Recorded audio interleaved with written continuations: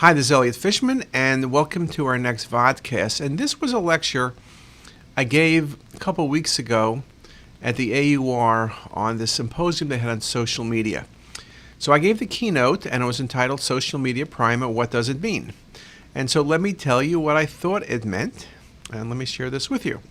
So when you go back just a couple years, Fortune magazine made the point that social media has come to healthcare, that it's what patients do expect. Patients look for significant information, and that medicine was a bit behind. Quote, imagine joining an online global community of people with the same rare disorder or finding a doctor on the basis of detailed patient reviews. Facebook may provide its fans with tools they love, but this new wave of social networks offers tools that its users can't live without. In some cases, literally. So what I said I was going to do in this talk was speak a little bit about social media, kind of generically, just some of the key players and why you might do things. But what I was going to do and what I did was speak more about what we do in our experience. So rather than just talk about theory, to quote Yogi Berra, in theory there's no difference between theory and practice, but in practice there is. I was going to tell you exactly what we're doing and what our results are rather than the theory of doing social media. Or to quote Warren Buffett, who had another great quote, well, it may be all right in practice, but it will never work in theory. And you got to like Warren Buffett. Okay, so what's social media? Many different definitions. Here's a classic: computer-mediated tools that allow people to create, share, or exchange information, ideas, and pictures and videos in virtual communities and network. It's really the future of communication, a countless array of internet-based tools and platforms that increase and enhance the sharing of information. And you realize the words that in both definitions that are the same is information and exchanging and sharing information. Now, radiologists, we tend to be, like most physicians, a bit slow in adapting to change.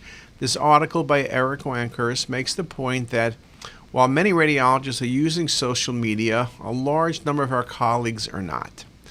And the opportunities for that enhancing our practice, our education, and our lives is indeed very real. And it's something we need to be thinking about. Now, if you ask me to name all of the different things, well, there's social and professional networks. And those are the things you've probably heard of the most: Facebook or YouTube, LinkedIn, Google, Instagram. There's blogs. And then there's microblogs, and maybe the best one you heard of is Twitter, which kind of links between social and professional networks and a microblog. Now, you don't need to know all about all of these, and I'll just focus on a couple, but the trend and the concept and the use is in some ways the same. Particularly as we go to mobile devices, it's made social media even easier because it's with you all the time. You're in the elevator, you check your phone. You're standing there doing nothing, you check the phone. You're at the light, you check the phone. You're in the store, you check the phone. Someone's talking to you, you check the phone. You're at a meeting, you check the phone. You got my point. 2015 global smartphone user base passed 2 billion. Most of them, more than half now, have advanced headsets. People aren't carrying around 10-year-old phones. They're all new phones. And again, 53% of the world's mobile phone users will be mobile internet users, okay? So that's a major trend. And then you look at some numbers. If you look at smartphone users, more than half of them have looked at their smartphone to get health information. That's more than online banking or info on jobs or anything else. And when you have companies like Apple coming out with new products, what do they focus on? Healthcare. Whether it's the iPad, the iPhone, or the watch, Apple is targeting consumers to expect more from medicine. And then the patients. Well, everyone speaks about healthcare and social media and the web, and changes in technology have changed what people expect. In the old days, they expected the doctor to tell them what to do. They asked no questions. Now they want access to their medical records. They want access to their radiology imaging records. They want access to information about their disease and outcomes and complications. And they want access to other physicians or care providers whenever they want them to get more information. People are no longer willing to have medicine practice like we've done it for hundreds of years. And just think about what that means. So patients want to be more informed and they want to be more in control of their health. It's no longer going to be a one-directional thing. It becomes this conversational, two-directional, which is really where social media excels. And with the radiologist, it's even more focused. People want more interaction with their radiologist. People do use Google now. Dr. Google is a very good doctor, has the answer for almost everything, and surprisingly, it's almost always right. People want to be able to get second opinions, and the world today really does not make you trust everything and everybody. People have lots of doubts, and so second opinions or just other opinions are something that becomes very practical, important, and works well with social media. This article Whitney Zember wrote, that's Whitney Fishman Zember to you. As more and more people use social media platforms for other forms of information, adopting it for personal health is only natural. Social media can play a critical role in patients taking charge of their own health because of its informational, emotional, and communicative value. So again, it's people taking control of their health. And Whitney made the point also in her talks at RSNA and our meetings that it's very important for radiologists to really be aggressive in this domain because at the end of the day, patients like all of us, trust certain websites. They want trusted sources of information. So it's very important that we become in the conversation, that we become the trusted network. If you want Medscape or someone else to do it, that's what's going to happen. But unless you're involved, you're not going to be part of the process. Once people make decisions where to look on the web, people go to Amazon, they don't go 10 other places for shopping. People go to Google, they don't go other places. That's the challenge something like Yahoo has these days. People go other places. It's imperative that hospitals and physicians work to be included in patients' trusted networks, both online and offline. Now, there's also another thing it can really do for us. Gary Glazer wrote this article about the invisible radiologist. Excellent article, worth reading. But it makes the point that 1 in 2 people don't know whether a radiologist is a person who interprets a scan or administers the scan. And the importance of this is not just in perception, but this article he wrote also about decades of perceived mediocrity, prestige in radiology, that rather than viewing radiology as a well-developed medical specialty, many believe it's a profession with little intellectual stimulation, and that imaging services are commodities distinguished by cost rather than expertise. And that is indeed horrendous, but it's in danger of happening. One of the big dangers of teleradiology, there's some positive things. One of the negatives is just a bunch of film readers willing to read film at the lowest cost. Social media and the web really give us a chance to rebrand ourselves, both as radiologists and the field of radiology, and our role in healthcare. We could tell patients what is radiology and what radiologists actually do. What are our exams, where they help, and what are their limitations? What's our role in their healthcare? We're central to their healthcare. Everybody gets imaging. We need to provide information to our patients in multiple touch points, both before and after their imaging studies.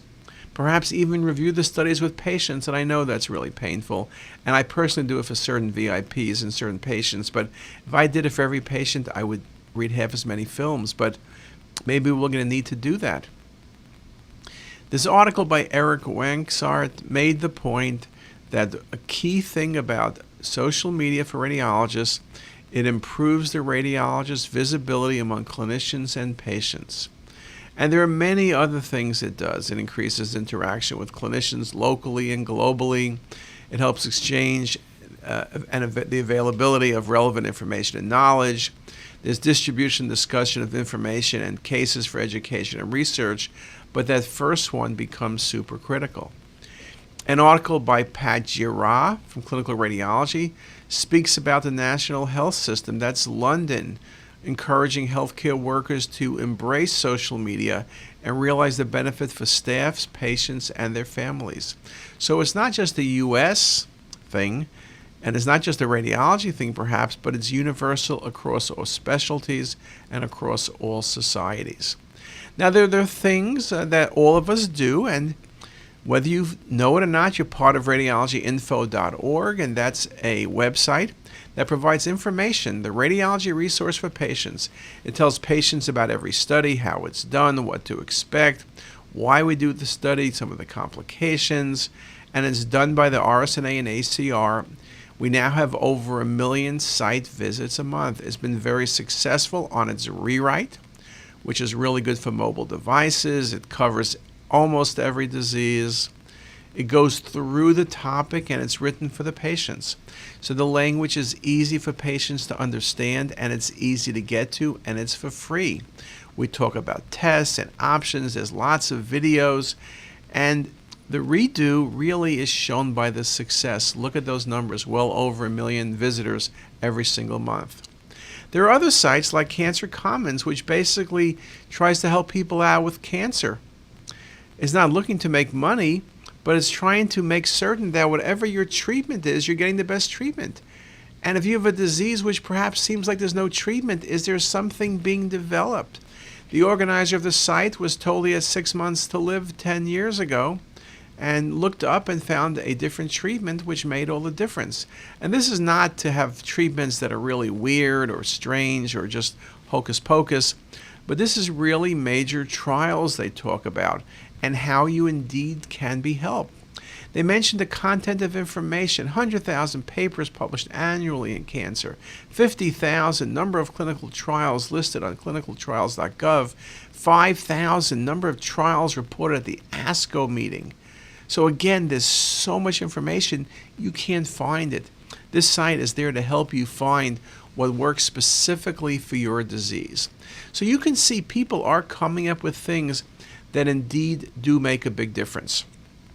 We had a visitor a few months back, Bill Phillips, who's the editor of Men's Health, and was telling us it's very important for radiology and all of medicine to change how they deal with patients. Or maybe you call them customers. Or maybe healthy people. They're not a patient till they come here. And he was making the point that his magazine online has more than 20 million users because they've become very, very successful at giving information that people want to improve their health. He made the point that when you come to a hospital, it's because you're ill. If you're ill, that means you have a problem. Can you prevent getting sick? Now, you can't prevent it forever, but maybe you can delay it.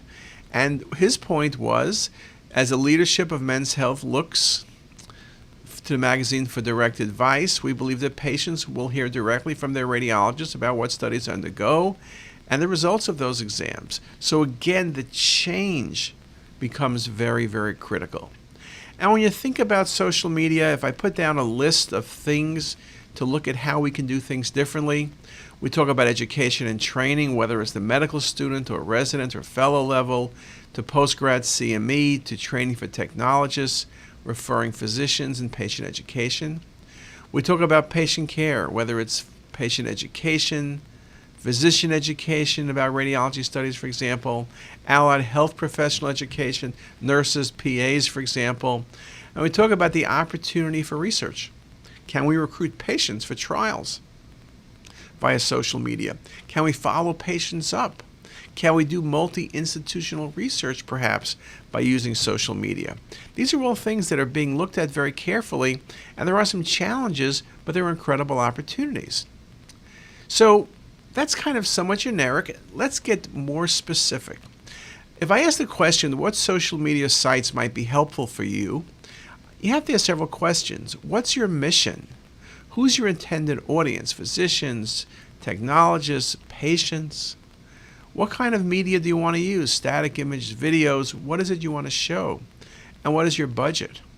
Well, regardless of what answers you give me, what you are trying to do is provide connectivity between your team, your goals, your vision, and the world, or at least your targeted audience. And if you look at that, there really are 3 big players and maybe a 4th big player. Facebook, Twitter, and YouTube are the ones we all think about, and in our experience, we use the most. I do have a LinkedIn account. People in business like LinkedIn. You touch other professionals, but I have it because people bug me all the time and you add people, but I don't find it that useful. If you look at the top 10 networking sites, you can see from this article just published, Facebook, Twitter, LinkedIn, Pinterest, and Google Plus are the top 5.